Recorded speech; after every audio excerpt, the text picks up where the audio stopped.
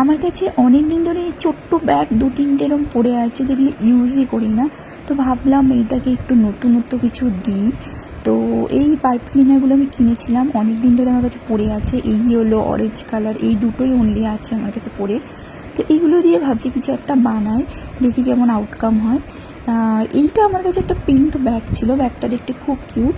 But ব্যাগটা আমি সামনেরটুকু yellow করেছি, কারণ আমি আগেই বললাম আমার কাছে অনলি ইয়েলো অরেঞ্জ এই কম্বিনেশনেরই পাইপ ক্লিনার রয়েছে। তো এই জন্যই আমি ব্যাগটা সামনেটুকু অনলি ইয়েলো কালার করে নিয়েছি, যাতে আমি যখন এগুলো ডিজাইন করব তখন ফুটবে তার উপর, কারণ পিঙ্কের ওপরটা আসবে না। এই যে কালারটা আমি প্রপার ফিনিশ করিনি, বিকজ যখন এর ওপর দেবো এই যে পাইপ ক্লিনারগুলো দিয়ে যখন ডিজাইন করব, তো এটা কভার হয়ে যাবে, মানে ইয়েলো কালারটা বাইরে মানে পিছনে অল্প হালকা হালকা দেখা যাবে।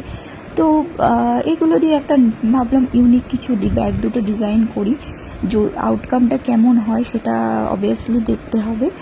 তো এইভাবে আমি এগুলোকে কাট করে নিয়েছি, কটা ফিনিশ। এগুলো প্রচুর লেগেছে, এখানে আমি কটা দেখাচ্ছি, প্রচুরই লেগেছে। এগুলো প্রায় ১০০-২০০ পিস আমার লেগেছে। তো এটা জাস্ট একটা বেসটা করে নিয়েছি আমি, অনলি একটা সানফ্লাওয়ার।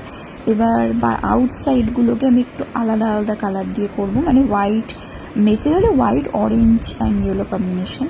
তো this is the final look. যেটা একটু বড় ব্যাগটা ছিল সেটা এরকম, ফাইনাল লুকটা এরকম এসেছে। মানে হয়ে যাওয়ার পরে এত সুন্দর লাগছে দেখতে, মানে বুঝতে পারিনি এটা সুন্দর, সত্যি এতটা সুন্দর লাগবে। আচ্ছা, ব্যাগটার হ্যান্ডেল এটা ছিল না, অন্য একটা ব্যাগের হ্যান্ডেল এটা খুলে লাগানো।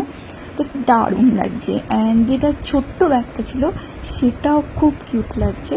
সেটা দুটোই সেমই, orange and yellow combination, but ওটার ডিজাইনটা একটু আলাদা, এটার ডিজাইনটা আলাদা।